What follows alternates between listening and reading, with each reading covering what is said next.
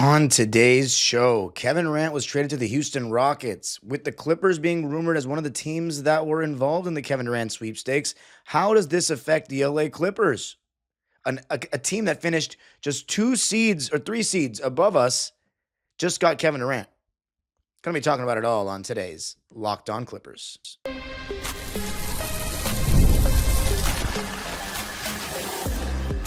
You are Locked On Clippers, your daily Los Angeles Clippers podcast, part of the Locked On Podcast Network, your team every day.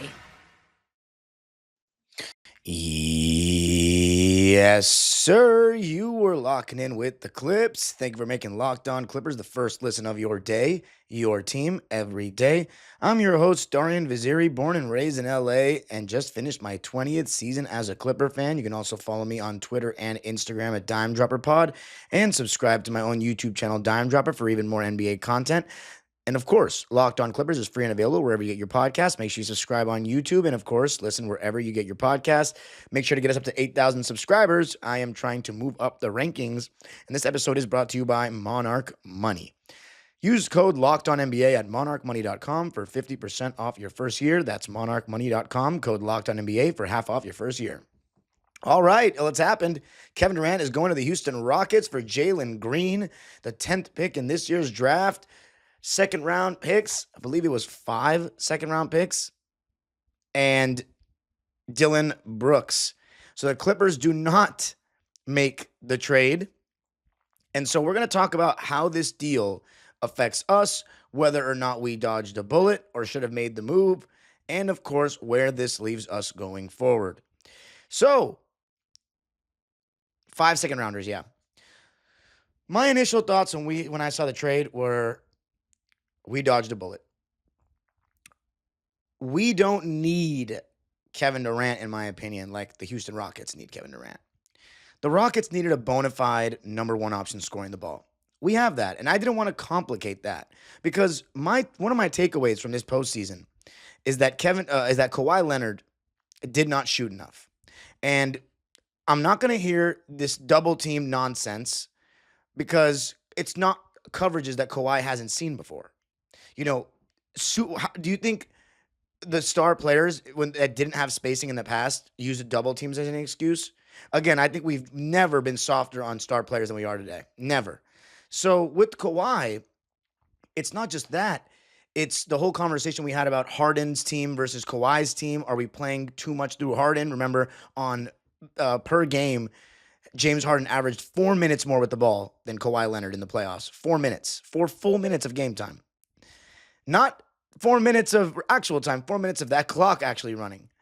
So my thing is next year with Kawhi Leonard going into the offseason healthy for the first time since 2020, 2021, we are still going to be a James Harden team, assuming that we re-sign him, but we want to also be a team that is playing through Kawhi. And I don't think bringing in KD would help that at all. I think it would make it so it's like a 1A, 1B dynamic. And I personally just want Kawhi to be that dude. And plus, I don't want another guy who has zero team loyalty, who only cares about himself added to this team. I mean, how many of these guys we have to deal with? You know what I'm saying? I want guys that are going to bleed for this franchise. And I don't think we're going to see that anytime soon. But Kevin Durant, I mean, this guy on the way out, Kay Adams, asked him, do you have anything to say to Suns fans? He's like, they wanted me gone. It's like, dude, you're just way too online. Like, how I watched a lot of Suns games, and at no point did I hear the fans booing him individually. I saw them booing the team when they were shitting the bed, but Kevin Durant, I don't think Suns fans in Arizona, in Phoenix, hated the guy or begged for him to go. I think he's responding to a couple trolls online and some media radio guys, like sports talk radio heads. I just think that was messed up to all the fans that in Phoenix that actually supported him, some of which I follow on social media. So, you know, emotions aside, though, we don't need to get older. Kevin Durant, even though he's been healthy the last couple of years, is an injury risk. He's been underwhelming at every stop in terms of his team's success since he left Golden State. And all it would do, in my opinion, is bring another set of expectations to us. Oh, the new Clippers big three, KD, Kawhi, and Harden. They better win a championship. And then we flame out. It's going to be that much worse. And it's going to be another kind of situation where we are super excited when we go on some amazing run in the regular season, and then when we flame out in the playoffs, we're going to get clowned even more, and all these Clipper fans, like the ones I'm talking to right now, are going to believe we actually have a chance. In my opinion, it's a much better move to just work around the margins and build around Kawhi and James Harden, because if we were to get a second star, like a guy that puts James Harden in that third option role, I want a guy, and I know this is maybe being like a little too picky, but I want a guy that's clearly worse than Kawhi, but can get buckets more than James Harden right now. That's what I want. Now, those guys don't grow on trees, and I don't think we're going to get a guy like that. But in my opinion, we dodged a bullet. And now for Houston, I think it's actually a really good move because I don't think Jalen Green is it. But I'll say this about Jalen Green. He's a much more talented young player than anything that we have. So the offer that I guarantee you the Phoenix Suns were trying to get Zoo, and I applaud our front office for staying strong on not saying yes to that. Because that was definitely in the discussion. It was reported by multiple people, and I'm happy that we stayed pat. Because Zubats is not just about this era of Clipper basketball. He could potentially take us into the next era of Clipper basketball. And he's literally the best thing we have going for our franchise right now, in my opinion, is Zoo. So definitely the right move not to trade Zoo. So in my opinion, we dodged a bullet. I think Clipper fans should be happy that we didn't give up Zoo for Kevin Durant, because they were never going to accept Norman Powell, Derek Jones Jr., and Bogdan Bogdanovic. And I truly think that would put so much pressure on those top three guys on our team that I don't know, or I guess we'd have a big four: Harden, KD, Kawhi, and Zoo. But the depth after that would fall off a cliff. It really would. And then one or two guys get hurt, and boom, you're in that same situation that a lot of these teams that, you know, have super teams recently have faced, where you're paying three guys a lot, one guy gets hurt, and the rest of your roster isn't great. But you know what makes it a little bit easier for us is Zubats having such a good contract. But you're putting a lot of onus on those guys, and then one of them goes down, and then you need these other guys that are on like vet minimum contracts or like making less than $10 million a year to really help you out, and it's going to be hard. So I think we dodged a bullet, truthfully. I think Kevin Durant is still amazing. I really do think he's still amazing. I said this on my own podcast because I've covered every playoff game Kevin Durant's played since he left Golden State on my personal YouTube channel, Dime Dropper, and you can check those out. I said it after 2022, Kevin Durant's never going to lead his team to a championship, like as a clear-cut number one option. You know, with Golden State, they're going to argue who was better between Curry and KD till the cows come home for many decades, but it was not clear-cut. And it's clear-cut that KD was the best performer in some of those finals, but I don't think he's going to lead a team to a championship. And we're going to, if he was to come, we're going to have more questions about who's the leader in the room and all that. And Kawhi and KD will be on their, I'm just here to clock in and clock out type of mindset. And I need more accountability, you know, from a franchise leader. And I just think that KD kind of lacks that. He's getting into back and forth with me on Twitter about winning culture. That's not what I'm about. Imagine we get KD and he's arguing with me on Twitter after games. Like, yeah, I'm cool on that. I think we dodged a bullet. Thank you. We kept Zoo. But coming up, how about our matchup with the Rockets? How dangerous are they going forward? Going to be talking about that coming up. I got to tell you about Olipop, Olipop. It's a new kind of soda made for people who love the classic taste of soda but want something that supports their health. With just 2 to 5 grams of sugar and 9 grams of prebiotic fiber in every can, Olipop is reimagining soda in a way that's better for your gut. Traditional sodas are loaded with sugar, like 39 grams in a regular Coke or 44 grams in an orange Fanta. Olipop flips that script with just a fraction of the sugar, no artificial sweeteners, and gut-friendly ingredients like Ollie Smart, a blend shown to support digestive and overall health. It's soda that tastes like the real thing, but actually does something good for your body. Now, what flavor are you trying first? Cherry Cola, Classic Grape, or maybe Dr. Goodwin, their Dr. Pepper dupe? Get a free can of Olipop. Just buy any 2 cans in store and they'll reimburse you for 1. Head to drinkolipop.com/LockedOnNBA to claim your free can and find Olipop near you. That's drinkolipop.com/LockedOnNBA. All right. So let's take a look at the Houston Rockets and their matchup versus us. Now, when you look at the regular season this year, Houston got the better of us. Their athleticism and defense was a lot for us to handle. We played them in back-to-back games in November in Houston, and we lost both, one by 8, the other by 21. However, we didn't have Kawhi Leonard in either of those games. And then we played them at home, and it's not a game that I remember attending. And we lost 117 to 106. But I'm pretty sure James Harden, that was one of the few games he didn't play. Yeah, he didn't. We started KPJ, Chris Dunn, Norm, Zoo, and Derek Jones. So kind of hard to gauge. We didn't have a good matchup with them this season because Amen Thompson, Dylan Brooks, those guys, they did a really good job on Harden, but we didn't have Kawhi. Now, I think with the defensive personnel they had, they would have been a pretty good matchup for us in the playoffs. I mean, like we would have been a good matchup for them. But our experience and their lack of offense, I don't know if they would have beaten us in a 7-game series. Now, though, they get KD, who's a clear 25 points a game on efficient scoring and is going to make them a different threat. We're looking at a starting lineup now of probably Fred VanVleet, Amen Thompson, Kevin Durant, Jabari Smith, and Alperen Şengün, which is a really good starting lineup in my opinion. Now, when you look at the matchup, you've got KD and Kawhi going head-to-head. But I think Jabari Smith would guard Kawhi, and Kawhi would guard Jabari Smith, if we played them.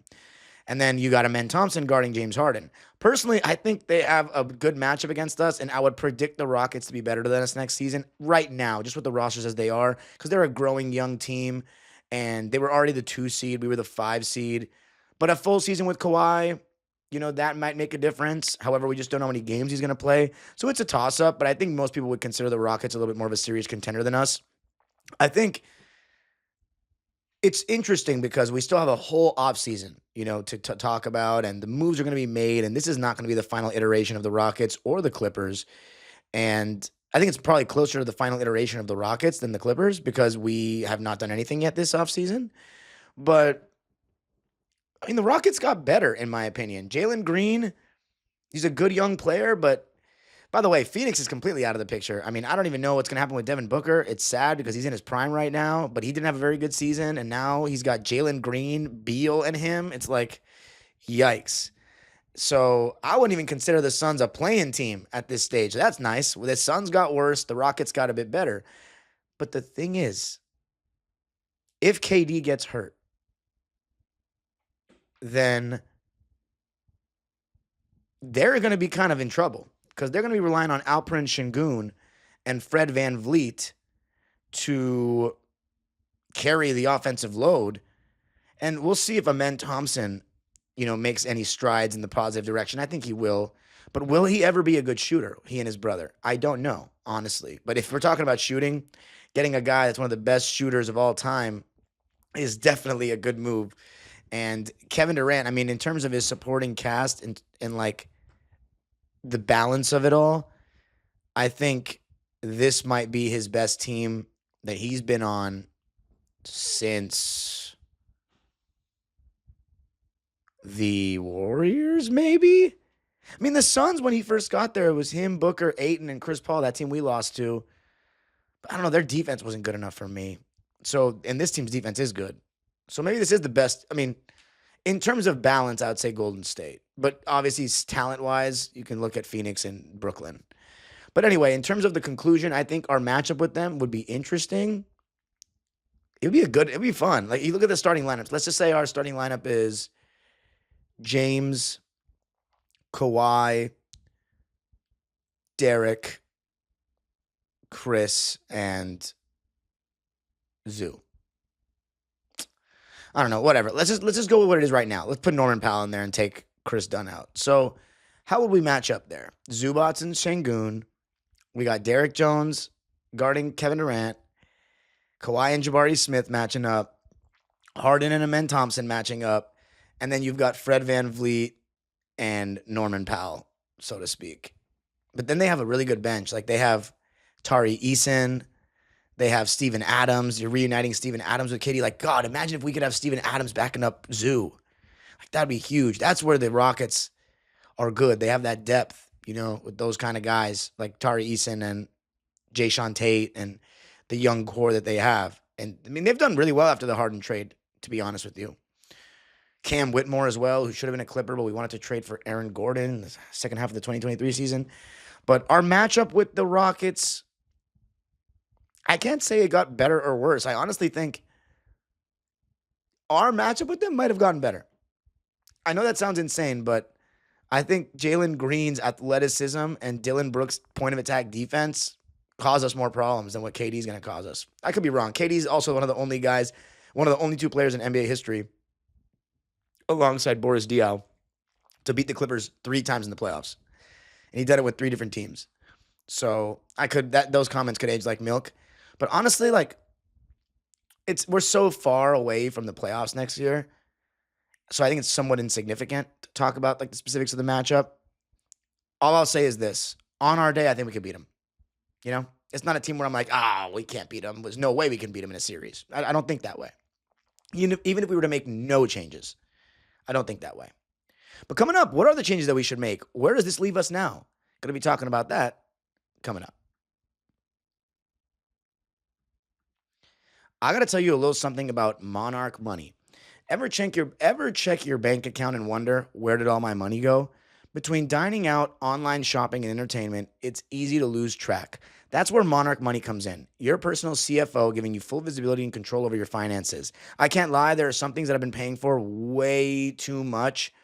And like, I didn't even realize I was still paying for them. And it's funny because my friend that I live with had no idea that Monarch Money is one of the official sponsors of Locked On. And he goes, you should get Monarch Money. I'm like, dude, that's one of the sponsors of Locked On Clips. Monarch Money isn't just a budgeting app. It's a complete financial command center. You can track all your accounts, investments, and spending in one place so you stop just managing your money and start building wealth. Take control of your finances with Monarch Money.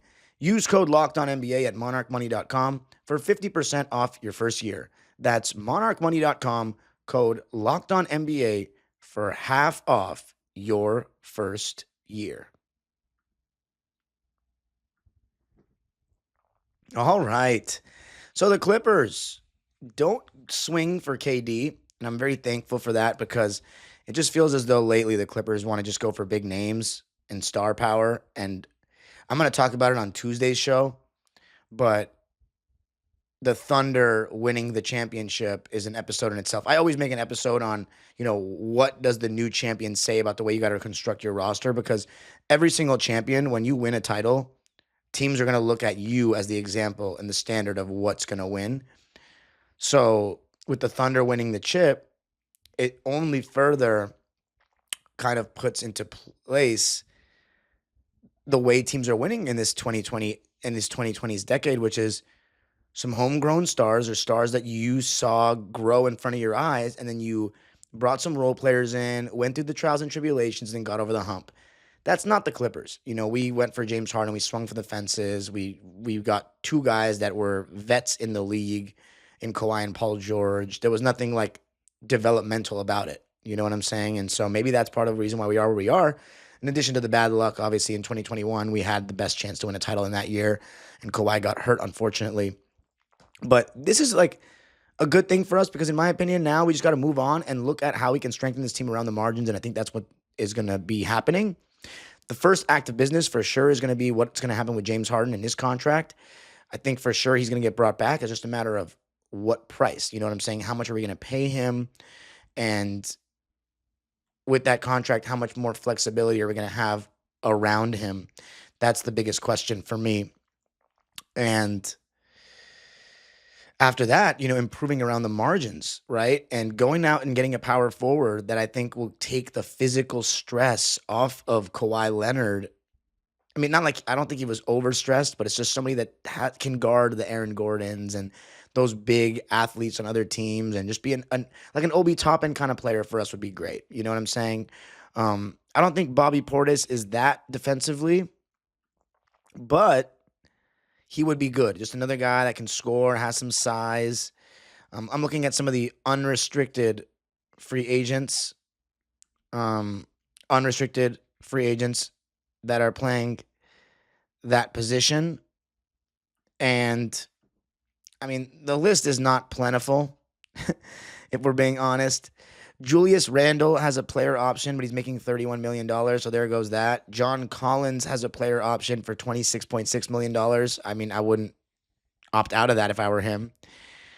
Dorian Finney-Smith has a player option for $15 million. I think he's opting into that as well. Marvin Bagley is an interesting one because he had a really good game 1 of the playoffs against the Thunder, and he showed some signs of life, but I mean, he hasn't been a relevant fixture on any good team, so I wouldn't put him in that conversation. Now, Bobby Portis has a player option for $13 million. It'd be interesting to see if he wants to test out the waters in the market. So I didn't even realize that Bobby had a player option. I think someone that would be very interesting for us to look at, though, is Chris Boucher, because he's a good athlete. He can knock down some open shots. He's on a team in Toronto where like he's not really playing for anything but development, and he's already been in the league a couple of years. I don't think he'd be bad personally, but he was making $10 million a year, which is a little much in my opinion for the things that he's proven. But I think he'd be someone we should look at. I truly do. This past season, he played 50 games, averaged 17 minutes, and averaged 10 points a game to go along with 4.5 boards. He is from California originally. He played for Oregon. Obviously was sadly injured in that 2017 Final Four run that they had with Peyton Pritchard, Dylan Brooks, Tyler Dorsey, and Jordan Bell. But I would take a real look at Chris Boucher. Like, is he a starter though on a good team? That's the thing. It's like how many of these guys can come in and start? And if we're talking about in the context of Norman Powell being traded or like Bogey being traded, then we shouldn't even be looking at unrestricted free agents because we're going to trade for someone. But I'm just looking at if we don't get any of those guys, who could we get? That's an unrestricted free agent at the power forward spot. I'm looking at the options. I mean, they're not great. Trendon Watford.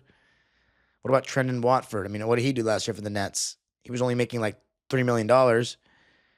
He averaged 10.5 points a game and 4 boards, but only played like half the season. So, like, I don't know. Is he the answer? I don't think so. The names, I mean, I could just keep going through the names. Like, the power forward spot in today's NBA is an interesting one because then there's Larry Nance. He's an unrestricted free agent. I honestly think he would be great for us, but you could also play him as a backup center. Trey Lyles is an unrestricted free agent. He wouldn't be horrible. Jonathan Kuminga, I've seen some people ask about him. Should the Clippers go for him? I think he would be great because it also segues into the next era of Clipper basketball. Gives us another dynamic ball handler. He's very raw, but I think he'd be interesting. Precious Achiuwa is another name that's on the board potentially. He's an unrestricted free agent. I don't know how I feel about him. Taurean Prince just had one of the best shooting seasons of his career, but I think he's more of a small forward than a power forward. Gershon Yabusele, I said him. I think he would be great. I don't know about him starting, but I think he would be really good because he had a really solid season with Philly. But yeah, I mean, these are the names there. Isaiah Jackson. Could bring Kai Jones back if we want. But that's kind of it. You know what I'm saying? So a trade is probably our best bet when it comes to the margins. And then a backup center. Let's take a look at who we could look at as a backup center. I mentioned Larry Nance. I think he could be viewed as that. Bobby Portis was kind of being used as that until they brought in Jericho Sims. Brook Lopez is an unrestricted free agent. If he's okay with being a backup, that would be insane. Clint Capella, I would love as a backup because he hasn't really truly made his transition to a backup. And he has that synergy with Harden. Having Zoo and Capella on the same team, I think would be great. You get someone that's kind of a lob threat. I know he's really declined in his finishing ability, but as a backup center, he hasn't been a true backup center since like 2016. I think it would be great for Clint Capella, honestly, to come to the Clippers and be a backup. I think he'd be our strongest backup since Hartenstein, who won a title. And then Miles Turner's unrestricted free agent, but is he though? I thought he had a big contract extension. No, he's an unrestricted free agent. Okay. Well, he's gonna get the money back. Like he's gonna get paid. I can promise you that. Wow, I totally didn't realize that Miles Turner was an unrestricted free agent. He's gonna have some suitors, but I think he's going back to Indiana after that finals run. I don't know why he'd leave. Mo Wagner, no. Al Horford's an unrestricted free agent, but he's old. I don't see him leaving Boston. We can bring Mason Plumlee back. Psych. DeAndre Jordan, victory lap. Nope. These guys are all old. Luke Cornett actually had a pretty good season for Boston. I wouldn't mind him at all, actually. And then, let's see, Jackson Hayes. I mean, he would give us a lob there and some athleticism off the bench. I honestly think he could be an okay backup. Jericho Sims, honestly, wouldn't be a horrible backup either. But I think that the Bucks are going to bring him back. And then that's about it. But anyway, I mean, those are some of the options. Not too great. But I think you got to make note that, like, the Clippers are going to try to trade for someone and use one of Norman Powell or Bogdan Bogdanovic's contracts to do so. So we'll see. But yeah, overall, I think the Clippers I'm happy that we didn't get Kevin Durant. I just don't think we need to go double down on more star power for this era of Clipper basketball. I've been very public. I don't think we're going to win a championship with this era. I don't think Kevin Durant's going to help us do it. I think it really comes down to Kawhi Leonard and James Harden. If we want to get a better second option and make James Harden a third option, I don't know what we can do, what assets we have to trade for somebody like that. And if they want to go a different direction from James Harden, I'd be completely shocked considering what he just did for us having an all-NBA season. So I think the best route for the Clippers is to just improve on the margins and be competitive and see if luck breaks our way, we can win a title next year. But like, title is just... When you see how young the Thunder are and the energy and the endurance and the stamina it took to do what they just did, it's hard for me to sit here and say with a straight face that we're going to be able to do it with two guys over the age of 33 leading the way next year. But we can still be good. We can still be good. This is the position that we're in because of the trade, Paul George trade. That's all I have to say. It's just the facts. You can follow me on Twitter and Instagram at DimeDropperPod. Subscribe to my own YouTube channel, Dime Dropper, for even more LA Clipper and LA sports content. And Locked On Clippers is free and available wherever you get your podcasts. On the next episode, we're going to be talking about what we learned from OKC winning the title. The age-old proverb continues. Go Clippers.